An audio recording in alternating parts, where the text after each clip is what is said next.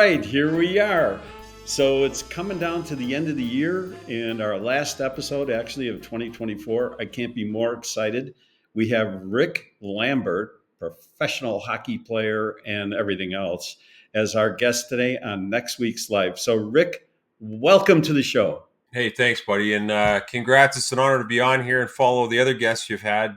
You do a great job, and I'm looking forward to the conversation. Yeah, thanks. And you always know somewhere in there is going to be a Frank Sinatra question. So don't want to surprise you. Anyway, welcome to the show, Rick. And if I can say happy holidays. What do you call Christmas time up in Canada? Well, we call it Christmas too, but the different thing as a Canadian, we have you guys go right back to work on the 26th, and we have this thing called Boxing Day. So it's kind of everybody takes a breath after Christmas, where you guys go right back at it. So your Thanksgiving's kind of our Christmas, but anyway, that's what we do up here. All right. Well, it's a pleasure to have you on. So I've got a few questions, Rick. You've been in the industry how long? So yeah, Mike. So I started in '89. If you want to do the math on that, and I grew up as a Canadian kid, wanted to be a professional hockey player, and obviously by the fact that I'm on your podcast today, that didn't quite work out for me. But and so you come out of I was playing in the minors, and you're riding around on a bus going town to town. And for anybody that's seen the movie Slapshot, that was my life. And so I was getting a little tired of watching cartoons at the Super 8 day after day, and thought, I'd like to use my university degree and get into sales. And because I had a buddy at home saying, you could make a lot of money in sales. And I quickly learned when I got into it that it's both the highest and the lowest paying profession, depending on your talents. But '89 is when I started with Xerox, and I went there for the training, and I really appreciate the start they gave me. So if we can go back to, so you end up at Xerox in a sales position. What was your high moment in professional hockey? And the second part of that question is, what did you learn being a professional hockey player that helped you be a great salesperson? It's a good question. So I was really, my parents sacrificed a lot to give me opportunities, like I know you've done for your children, Mike, and they gave me opportunity to play at a really competitive level in Toronto, which is a hotbed of hockey talent. And I was able to get a scholarship to New Hampshire. Went on to be captain my senior year, Division One team. And so, as you progress through, really you're a product in sports of, I think, your teammates and the coaching you get. I was fortunate to be drafted by the Edmonton Oilers. I ended up going to the Toronto Maple Leafs camp, which was kind of really interesting to play alongside people you'd grown up watching on TV. It was a really, as I pulled in with my 1984 Chevy Chevette into the parking lot, and a guy pulls up in a DeLorean next to me, I realized I wasn't on the team yet. Anyway, so I got sent down and played in the minors. But to your point about what you learn, you learn so much, I think, as an athlete, which is why it's a popular profile for sales. You learn about, you learn the importance of being a good teammate. You learn about what it takes, I think, to lead, and by following other leaders in front of you. You learn that, the importance of coaching. And I think a lot of people today in business, with all due respect, don't think they need coaching. And I think the moment you think you know it all is when really you're in trouble. Um, and I think it teaches you that success doesn't come easy, and hard work wins. And so there's so many principles. I mean, it's a good question, but I think if you took the qualities of a great hockey player, baseball player, football player, whatever, and you mirrored those up to what makes a great business person, I think it's everything. It's attitude, it's commitment, it's desire, it's all those things that I've followed your career too, Mike, and I know that you may not have donned the blades maybe that much, but I watch what you do in terms of whether it's the consortium or ECS, and you know uh, you meet adversity. Like the old saying our coach used to tell us in hockey, you don't judge a person by how they handle success, you judge them by how they handle adversity. And I mean, that was the locker room talk I grew up with, and I just think some people, expect success too quickly. And I that's one thing. I know it's a long answer to your question. No, it's a great answer. It gives it gives you a little insight to not just the human being, Rick, but the talents that you bring into the industry and what you do today. And if I could, fast forward a little bit, um, I've never played professional sports. It's always an aspiration, but that's a special kind of human being to get to that point.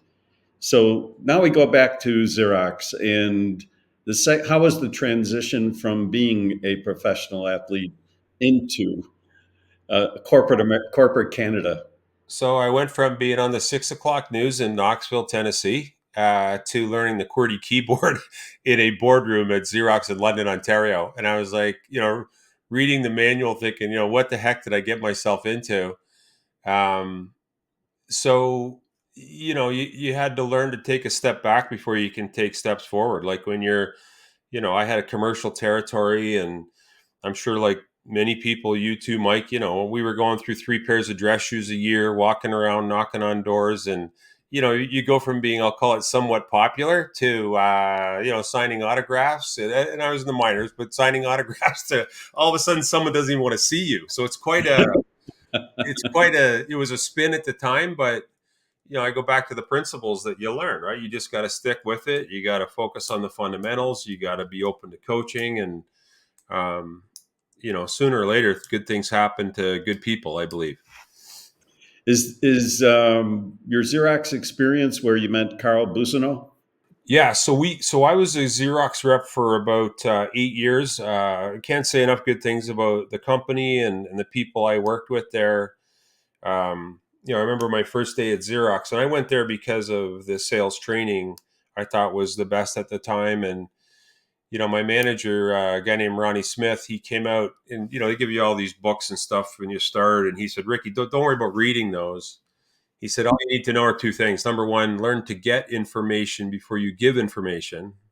And number two, just remember, people buy from people they like and trust. So you can read all the books you want, but that stuck with me. So I spent about 8 years there. I was really fortunate to win President's Club's Rookie of the Year. I was really appreciative of the support team and what I accomplished. But I always wanted to run my own business, and so I left, and I was recruited by a competitor to run an independent dealership. They were about $10 million, and they were coming out of receivership. They were bought by a new buyer, and so it was my chance to kind of run a P&L statement for a dealership. And I didn't know anything about that as a salesperson. And I worked with that dealership. We were number one profitability in the first year for Sharp Dealers in Canada. Icon acquired us. We were then a $30 million operation. The owner who, sold was kind of enjoying life after he sold. So it gave me a chance to kind of hold the reins at a $30 million. At that time, we were actually an early MSP. We were selling ISP services. We were into water, like well beyond copiers. And I just got to a point, to be honest, that I was hiring people to come in and do sales training, and I just thought that it was a lot of people that I think were disconnected from the reality of the street. And so I founded Sell to Win, which is my training company, and this is leading up to how I met Carl. So I went back to Xerox and I said, hey, look at, I've worked with Xerox. You guys, great company. I've worked on the other side, and I think you guys are missing some things in terms of the way the buyer sees the buying cycle. Because when you deal with OEMs, again, with all due respect, a lot of times they think the way they think is the way everyone else thinks. And the reality is, there's another way of thinking. It's called the customer's thinking, right? And anyway, I was fortunate to sign a deal with Xerox. It was a 7-figure program, and they hired me to run a program called Defeat the Dealer, which we did 50 to 60 live events for a number of years under exclusivity with Xerox. So a lot of guys outside Xerox wouldn't know us there, but if you're a Xerox listener, you may have attended one called Defeat the Dealer, and we pounded it. Like, we really did well. And so Carl was at that time, I know, really well respected within Xerox. He had worked in Bermuda, and I think he understood the dealer side and also the Xerox corporate side. And he came in to run Canada, so was very supportive of our programs in Canada. And as you know, Carl's gone on to oversee North America. So that's how I bumped into him, was our work in Canada when he was kind of driving the Canadian program. And he's a great guy and a keynote speaker at the Executive Connection Summit. So thank you, Carl. and a big sponsor. Really down to So earth guy too, Mike. I may say, like a lot of corporate people that I've had the opportunity to meet are outstanding.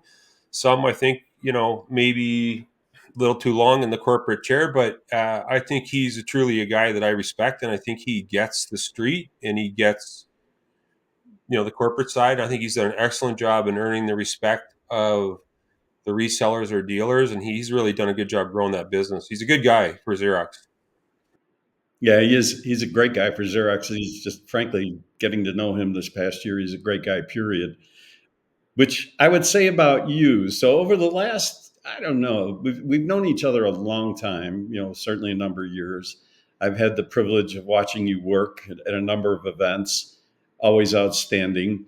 And I'm kind of curious when you look at the journey that you've been on from selling literally standalone copiers to where we are today, how has your mission changed at N2 Communications or sell to win? What? How have you become something different for the marketplace than you were 10 years ago? I'm bald. Let's start with that. So that's a good indication. Uh, so here I am. Thanks for the question, Mike. So I got Sell to Win going. All of a sudden, we blow out. We got 10 employees. They're supporting me as a speaker. We're now adjacent. So I had a contract with Ingram Micro at the time. So I was off doing work with IBM, 3Com, and Compact, and all these. So I was really feeding on. I love the technology space. So anyway, we're doing training, and I would use a lot of multimedia. So I had people on my team that would do motion graphics, and we do what we call corporate entertainment, by the way. So it's experiential learning. I want to get away from the retired guy or lady flipping slides at the front of the room talking about concepts that had worked 15 years ago, and really do something that someone could take and implement and win business with right away. Anyway, we're running multimedia and all this stuff, and people would come up to me and say, "Hey, do you do websites?" I was like, and I need to be at by about the third time I was asked, I was like, yeah, we do websites. So got into websites and initially, so which is our foray into digital marketing. But it wasn't until about, I don't know, probably 16, 17 years ago, we're doing training and we got this marketing thing going where we're building websites and running social media and stuff. And a buddy of mine who was at Salesforce, he was executive VP of global strategy for Salesforce, and they hired him because he was an investment guy that understood the tech sector, and they brought him in to expand into the global market. Anyway, he got into a situation and had to get out of his job, and he came back to me and said, "Hey, Ricky, have you heard of this thing called inbound marketing?" And I'm like, "Well, what do you mean?" Because I'm a traditional, door knocker, outbound. And it took me about three times, Mike, to hear the story about what inbound marketing is, to really understand, okay, people are actually looking at the seller or the seller's offering digitally. And you know the stats on people are 70+% down the pipe before they engage a seller, yada, yada.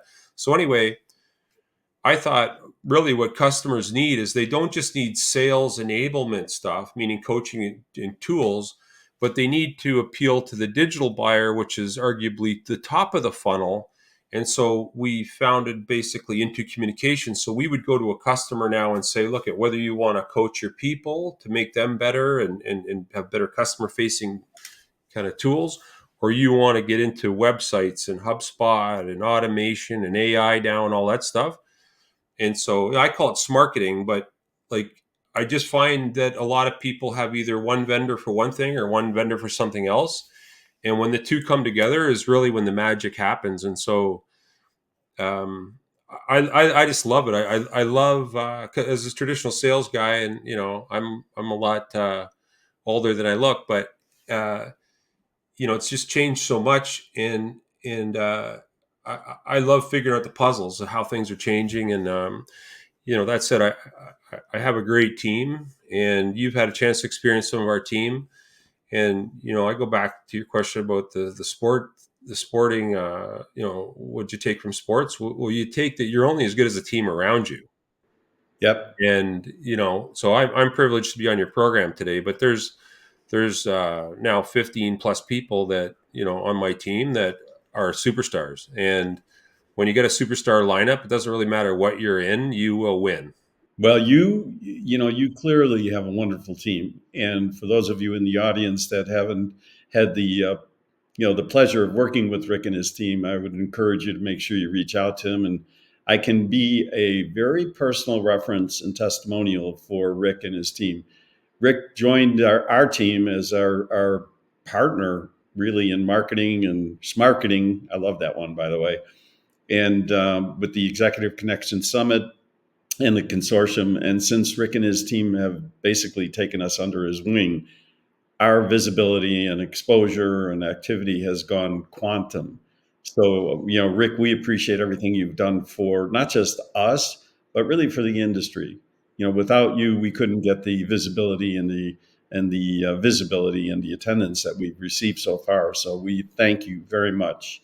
And I want to follow that up with, since you've been working in this, you kind of have one foot in Canada and one foot in the U.S., which is really interesting kind of situation, great experience. But in working with the American distribution, as we know it today, what are you looking forward to, or what kind of message would you send to the American dealers and the people in our business for 2025? What are you thinking about? With everything that's changing in terms of driving revenue, which, businesses are measured often by their top line, bottom line, you have to be careful. I would say with selecting your partners this year and listening to the flavor of the month, and be careful getting away from fundamentals. I think that, Mike, you're a perfect example of, like, you're a one man band. You're a one man band with your profile. Okay. I'm coming off a call not 30 minutes ago going, holy cow, this guy, like, he's high volume, email. I said, yeah, but the guy commands, like, attention and visibility. And I'm just saying that, I think companies, when it comes to sales and marketing, uh, they need to be open-minded, look for best practices. This AI things in the kitchen, I think people are still trying to figure it out. We got a couple, new products we're bringing to market in 25 that I'm getting good feedback on. Um, but I would just say, in short, same way you do an assessment for a customer, whether it's a print assessment, an IT assessment, cybersecurity assessment, don't be closed-minded to someone having a look at your website, or having a look at the way you communicate your message, or the way your sales reps engage customers. Like, I can tell you, Mike, because we're working with, like, over 100 dealers right now, and one of the concerns dealers have is, if person met with, in addition to booking meetings and all that stuff, when everybody's focused on prospecting and lead generation, but one of the things I ask them is, what happens when you actually do have a meeting? Like, how well trained are your reps for that initial discovery? And we often find that, if a customer met with rep 1, rep 6, and rep 72 of a company, it's a completely different experience based on the individual. And so companies, I think, need to look to standardize their engagement process, or their value prop, or the way they have the discovery meeting. Because you got turnover like crazy in the bottom end of sales teams, and you're trying to get them up to speed. You may have SDRs going. So I'm just saying, there's a lot of moving pieces. And I think the message would be, in 2025, don't lose track of what's got you to where you are. Like, marketing is letting people know what you got. To me, sales is getting rid of what you got. And you need both those working in harmony. And sorry, it's kind of, I would just say, be open to ideas. Um, and especially, believe it or not, some actually come from outside the copier business. This is why, when we work with real estate, or we work with, SaaS companies, or, in February, I'm keynoting an event for a retail analytics company that no one would even, uh, the principles apply in different industries that, believe it or not, will actually work in your business. And so I think sometimes we're a little myopic in this industry. And, you're trying to, I think, do a really good thing this year at ECS.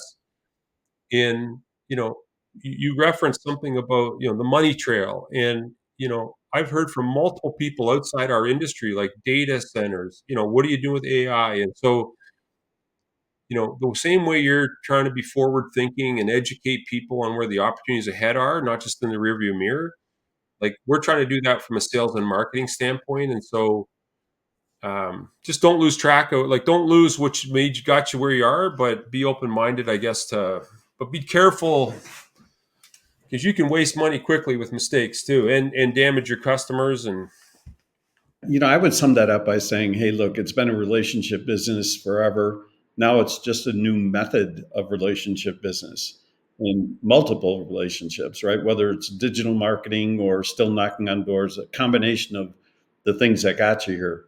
yeah. And the other thing I'm wondering about, you said you're working with 100 dealers.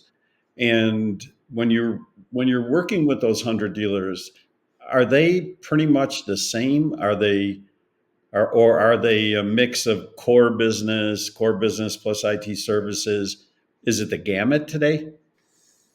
So, headcount wise, we got people from like, you know, 30 people dealer to, 500 employees. So if you ask them, they're all different.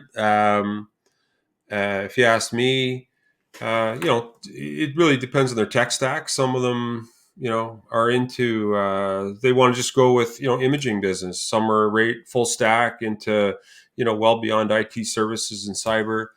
So they're different, but one of the things we're trying to do, Mike, regardless of kind of what the offering is of the dealer this year in 25, is we're trying to suggest to our customers that stop being product pushers and be problem pushers.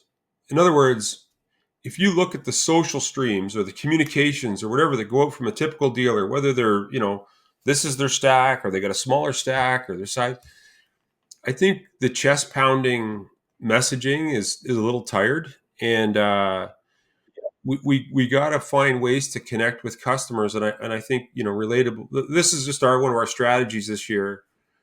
Um, but they're all different, but in some ways they're all the same. I mean, uh, and what's nice though is, if we find we're catching fish over here on this strategy with this dealer, and we're very respectful of territories, by the way, I don't believe in any way we've ever, done something with this guy and done something with another guy in the same market. But if the fish are biting on this here, we're pretty quick to move it over to the other guys because we got to be always, watching where we're going to help them drive top and bottom line. But So you've been a sales coach, sales trainer, salesperson, sales manager.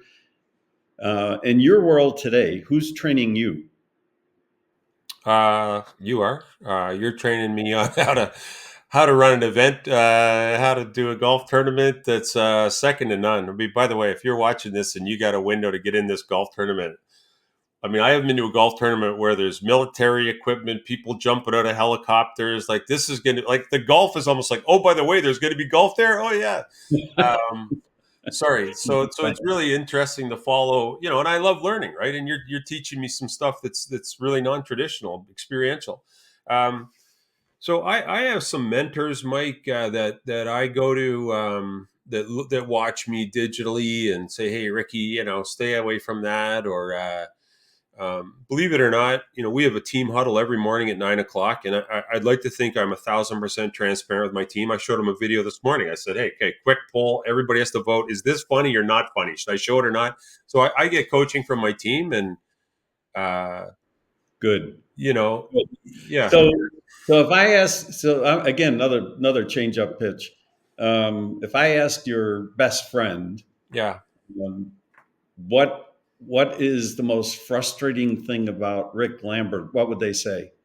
They would say my passion. I'm so passionate. Like I'm really like I want to make sure it's excellent, and you know, like I don't know, maybe that's the sporting background. Like you just want to keep doing it until you get like it really right. And I wouldn't say I don't think it's obsession. I think it's more, for some people it's okay. It's good enough. I just really want to do it to the best of our talents. And I always, say to people, hey, if we were in a competition, our life was on the line based on this project, does this we would enter? Honestly, guys, think, well, if our life was on the line. So I don't know, but So you call it passion, and I would say commitment to excellence, which takes passion. I try to look at it. I was a customer. I bought marketing. I bought sales. Like, I joke with people, when you hire a sales coach or trainer and you're at the back of the room and the thing starts, in about 3 minutes if you wasted your money or not. Okay. Okay. Okay. So, I mean, we've never done a program in 26 years and not been hired back again by any customer in any market. We have really talented people, and when you put talented people together and you have a threshold that you want to accomplish, like we've never had a sales rep, Mike, and I'm not trying to do a promo for our company, but you came on us a little bit through, like, well, yeah, we do, but I mean, we're not process like. So hopefully our work speaks for itself, and that's why I want everything kind of to be really, really good. That's all. 2025 is looking to be a very interesting year for our industry. Certainly looking at some changes in probably M&A and capital coming in and methodology and IT services. And are you excited? Are you excited for what you see in 2025?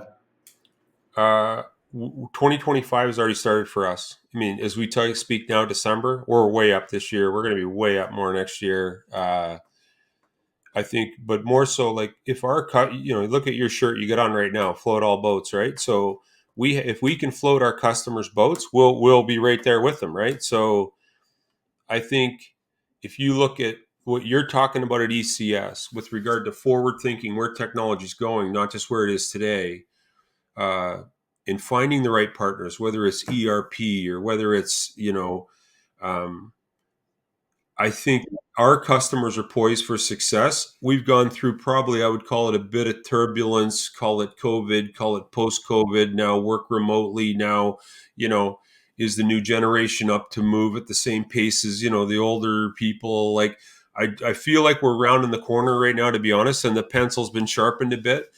And I just think there's tons of opportunity. And not to pump your tires on ECS, but I have found that the timing of ECS gives you a chance to either validate your business plan or kind of rethink where you're going based on what the top dealers, MSPs are doing in the country. And it's allowed me, it's the one I attend every year, except for COVID. We couldn't cross the border. But yeah, in short, I think it's going to be the best year ever. But again, you got to remember what got you where you are, but you got to be open to make the turn too. And I know you're pushing that, with your message this year, which I think is going to be exciting about the new vibe around ECS is not just about listening, it's about doing, right? All right, so we're coming down on our time here, Rick. So um, there probably is my final business question. Then I have one last question, which is very personal, of course. Um, if you look at the people that you have trained, is there someone throughout the years or coached? Is there someone in your mind that you can say, "Man, I did good with that one," and where are they today? There's you had an impact. They used it, and they're doing what? Some have become sales trainers. I don't know, like it's hard to pick, like 50,000 people might have, I've physically spent a full day with 50,000 salespeople. Never mind our on-demand programs. Okay, so my main dish is a full day sales practice, not slides, but same as I learned in hockey. We're going to work on this drill. Okay, now we're going to use skating and stopping. Now we're going to do shooting drill. Now we're going to do breakouts. Now we're going to do because so I've seen so many different great salespeople. It would be very hard for me to, but in short, yeah, like a lot of them, I measure our success really on the success of the individuals and the companies we work with, and tracking ROI is really important to earn the right for future opportunities. So, yeah, there's a lot of people that have moved up, and you know, 50,000 people you've influenced? well, 50, yeah, 50,000. That's like our live events. We were doing 50, 60 a year for Xerox. Then we had a whole other, so that, like, we do stuff outside this industry that I don't try to, I bring the best practices in, but when you spend, like, 26 years I've been doing it, right? So 26 years, and you learn from the people, uh, you learn things you don't know, and then you can share and you pay it forward. And so it's very hard for me to say these people, but if you're watching and you attended one of our live events, I mean, you know the vibe. It's fun, it's energy, it's positive, it's in your face at times. It's a locker room talk at times, but you're really pushing yourself to be all you can be. It's funny. It's you know Well, I'll tell you what, Rick, that's an impressive number. You're an impressive individual. And for the audience, I got to tell you, I've enjoyed my experience working with you and your team like no other. So you've made a huge impact in what we do, and you've done it graciously and with elegance and imagination. And it's been an honor. You've taught me a lot. It's been an honor to work with you. Yeah, likewise, Mike. I watched you, as a perimeter for a long time, and I know you've attended one of our sessions. But uh, I go back to your shirt again, right? It's about floating all boats, and I think we are a product of the people we hang with, and I'm proud to be, in on the CCS opportunity, the golf, and I'm really looking forward to where we can take, your network and the consortium, and help people do whatever they do better, so that they can do the things in their life that they want to accomplish, whether it's family or whatever. I mean, that's really the end, what the why is all about, and we're proud to be a partner with you guys. Well, believe me, so are we. And my final question, buddy, Yeah. what is your favorite Frank Sinatra song? Yeah. So luckily I'm of age. Okay. So I'm going to go with That's Life. Oh, that's the name of our show. Next Week's Life. That's what it was born. That's where it came from. Okay. So why do you like that song? Because it relates back to sales and marketing, what we're doing. Like, that's life. Like, you got to go forward. Like, this is what, remember, as I said, you can't judge a person by how they handle success. You judge them by how they handle adversity. And, you know, look what, look at the people that you associate with. Like, I'm sure they've had interesting times, and that's life. And you got to keep going forward and find the positive. And that's what we're all about. And that's why, again, I'm proud to, tether with you guys, what you're doing, you and Hero, who are awesome people, by the way, in case you haven't met Mike or Hero. Well, thank you. Appreciate it. And Rick, you've become a really good friend. I'm very grateful and honored by your friendship. I wish you, your team, your family a very happy holiday season. And for who it applies, Merry Christmas. And we'll let you go, and we will see you at ECS shortly. Thank you, buddy. Merry Christmas. Thank you. Appreciate it.